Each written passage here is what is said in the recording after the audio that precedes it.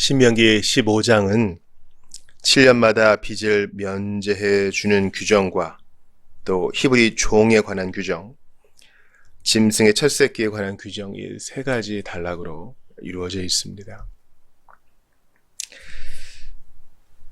오늘 이 본문을 전체적인 맥락 없이 요것만 딱 떼어서 보신 분들은요, 좀 오해하실 수도 있어요. 왜냐하면 이 7년마다, 즉 안식년에 빚을 면제해주는 규정을 보면서 야, 이거 좀 뭐가 안 맞다 하고 생각하시는 분이 있을 거기 때문입니다. 안식년 가까운 시점에 돈을 빌리면요, 어떻게 되겠어요? 이걸 의도적으로 악하게 사용할 수 있겠죠. 일부러 안 갚으려고 돈을 빌리는 겁니다. 그렇다면 이거 너무 순진한 규정입니다. 사람의 본성을 잘 모르는 규정 같아요.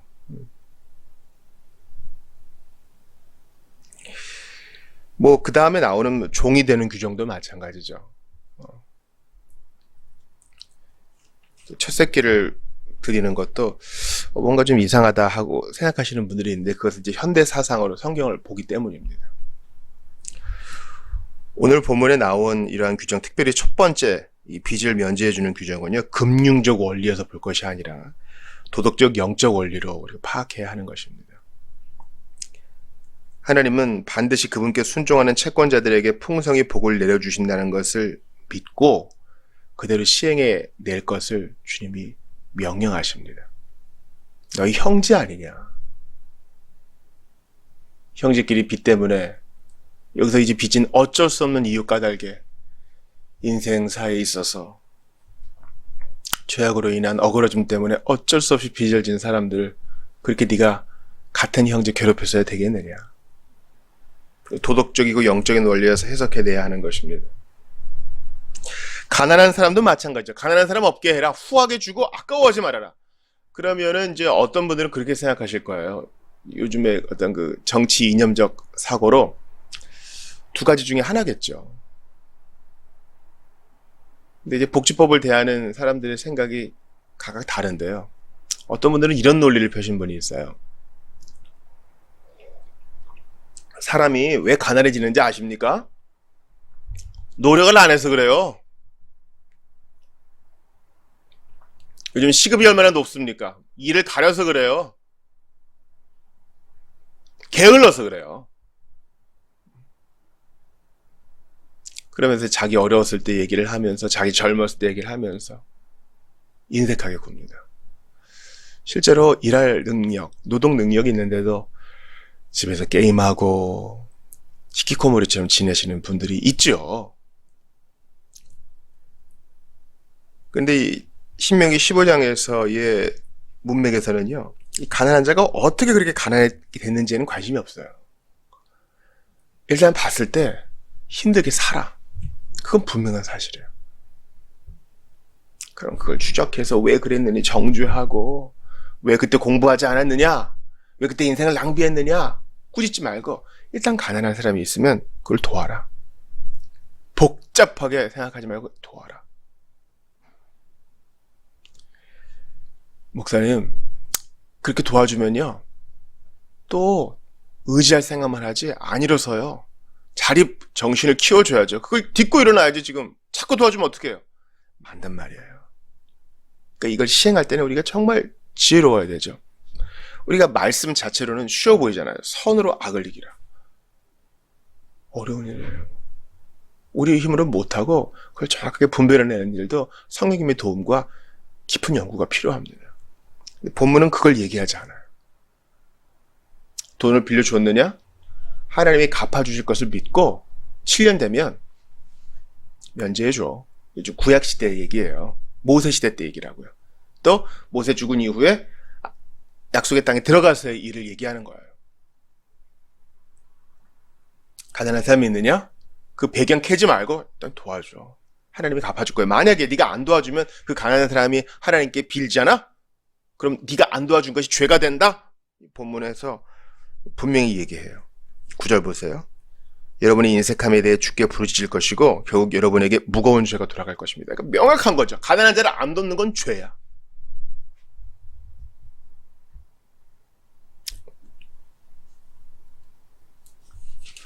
또 종으로 삼는 것도 마찬가지죠. 종으로 잘 부렸어요. 그 사람이 이제 갚을 능력이 없을 땐 종으로 삼는 거죠. 그러나 네 형제 아니냐.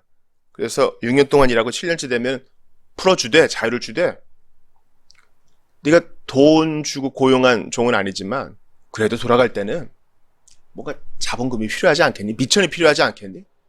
좀 챙겨줘. 곡식이든 포도주든 오늘날의 시점으로 따지면 오늘날의 기준으로 보면은 퇴직금 넉넉하게 챙겨줘. 사실 네가 이익 보지 않았느냐? 18절 보세요.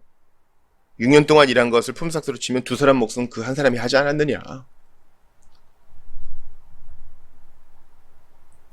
제 인생의 첫 새끼도 마찬가지죠. 아유, 아깝게 이걸 왜 다 하나님께 바치고, 이거 잘 길러다가 일도 시키고 팔면은 이익인데. 하나님께서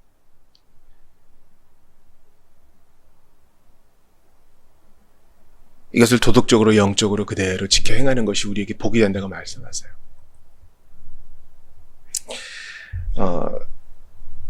앞으로 이제 구약 성경을 쭉 읽어보시면 알겠지만요. 이런 안식년, 종을 풀어주고 빚을 면제해주고 가난한 사람을 돕고 이런 기록을 여러분 보시기 힘들 거예요.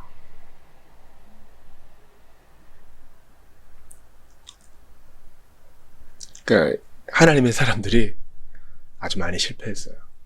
하나님이 그렇게 그들을 복 주시려고 어렵지 않은 규정들을 주시고 또 약속까지 너 가난하게 되지 않을 거야. 더 풍성하게 될 거야. 약속까지 줬는데 이걸 지켰다는 기록이 없어요. 우리가 얼마나 아드네요. 우리한테도 도전이 돼요. 해보지도 않고 그냥 실패로 끝내는 거예요.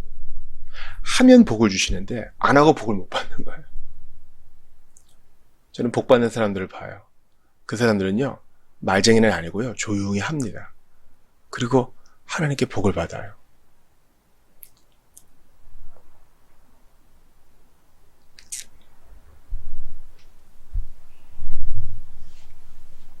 가난한 사람을 판단하지 말아라. 네가 이 모든 과정을, 프로세스를, 세상의 원리를 알고 있다고 자만하지 말고 마음을 열어 도와라.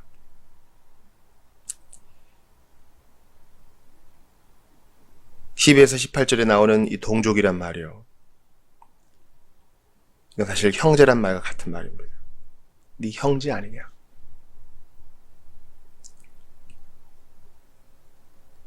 이러한 너그러운 규정에 대한 이유가 오늘 본문 15절에 나와 있습니다. 여러분은 이집트에서 종살이를 한 것과 하나님께서 여러분을 해방시켜 주신 것을 잊어서는 안 됩니다. 바로 이런 이유에서 여러분에게 7년마다 종들을 해방시키라고 명령하는 것입니다. 신학적인 이유죠. 영적인 이유죠. 뭡니까? 네가 용서받았기 때문에 남 용서해 주는 게 당연하지 않느냐. 우리는 본질적으로 하나님께 빚진 자인데 주님이 탕감해 주시지 않았느냐. 주기도에 어떻게 나와 있어요? 우리에게 해를 입힌 자, 우리에게 잘못한 자의 죄를 사해 준 것 같이 우리의 죄도 사해달라고. 그것은 어떤 조건이 아니죠. 제가 주께 용서함을 받았으니 저도 그 용서를 드러내게 해달라는 탄원입니다. 그러니까 우리에게 밑도 끝도 없이 너 이거 해 하라는 것이 아닙니다. 이유가 분명히 있어요. 너 이집트에서는 네 소유도 갖고 있지 못했던 종 아니었느냐. 근데 하나님은 널 이렇게 부하게 하셨는데 그거 나누지 못할 이유가 어딨느냐.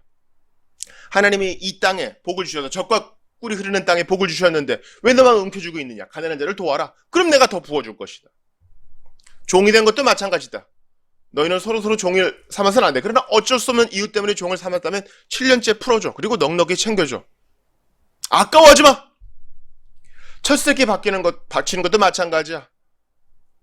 애굽을 탈출시킬 때 첫째를 내가 다 몰살시키지 않았냐. 그러나 너희는 내가 살려줬다.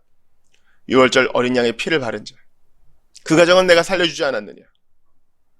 그것을 바치며 기억하는 것이 옳지 않느냐. 하나님의 설득이 너무나 근거가 분명해요. 우리는요, 너무나 근시안적이고 너무 자기중심적이어서 또 너무 망각적이어서 멀리 못 보고 과거를 까먹어요. 그래서 하나님이 주시는 복을 발로 차버리죠. 하나님이 여기서는 조금 나보다 덜 지혜로워 하는 거예요. 여기에 전적으로 순복할 마음이 없다면 우리는요, 하나님이 주시는 부요함과 영적 비밀을 모르고 살아갈 거예요. 그리고 여러분, 여기서 1차적으로 이 나눔, 이런 관용의 대상은 바로 우리 형제, 우리 자매들이에요.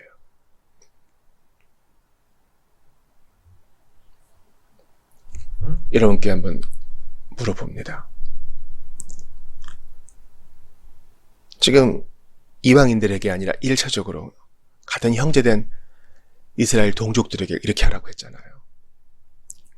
우리 예수님이 사도 요한의 입을 통해 우리에게 말씀하셨어요. 너희가 서로 사랑하면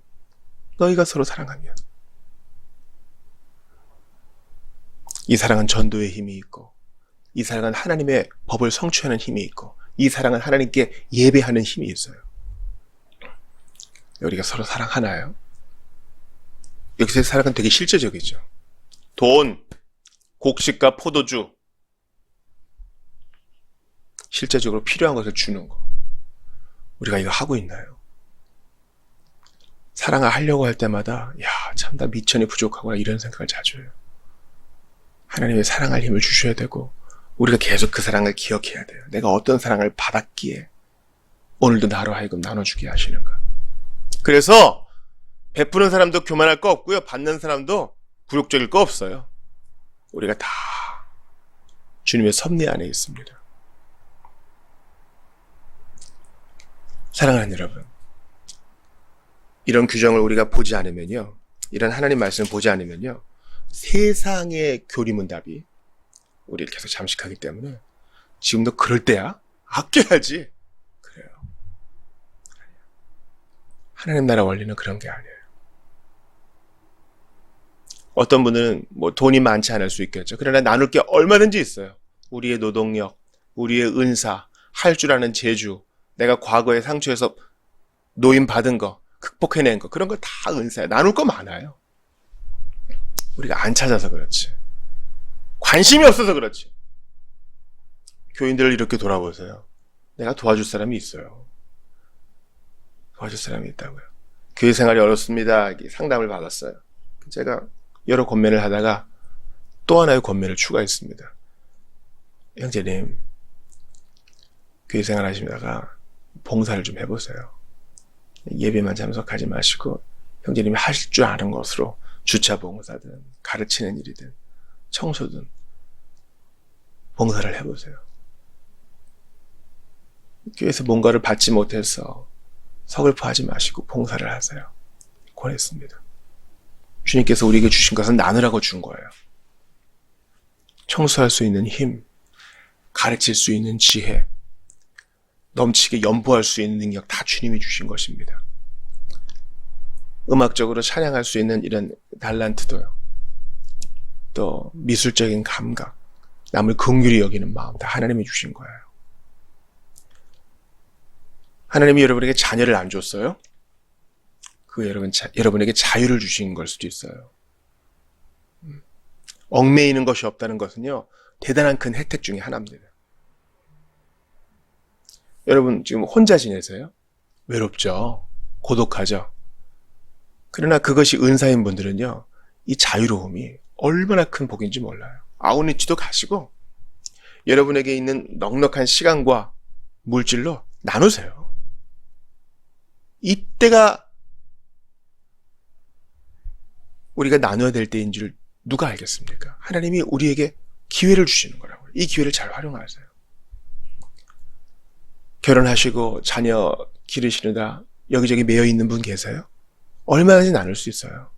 다른 방법이 얼마든지 많이 있다고요. 그러므로 여러분, 오늘 본문에 주님께서 이 나눔의 신학적 근거를 대주신 것에 감사하며 마음에 새기세요. 여러분을 해방시켜 주신 것을 잊어서는 안 됩니다. 내가 구원받은 거 잊지 말고, 내가 용서받은 거 잊지 말고, 내가 탕감받은 거 잊지 말고, 주님께 받은 것을 나누어 주어 복음을 널리 전하고 하나님의 교회를 사랑의 공동체로 일구어내며 내가 나누었기 때문에 하나님 말씀을 순종했기 때문에 더 복받고 더 기뻐하며 영적 생명을 충만하게 누리는 여러분들 다 되시기를 주의 이름으로 축원합니다.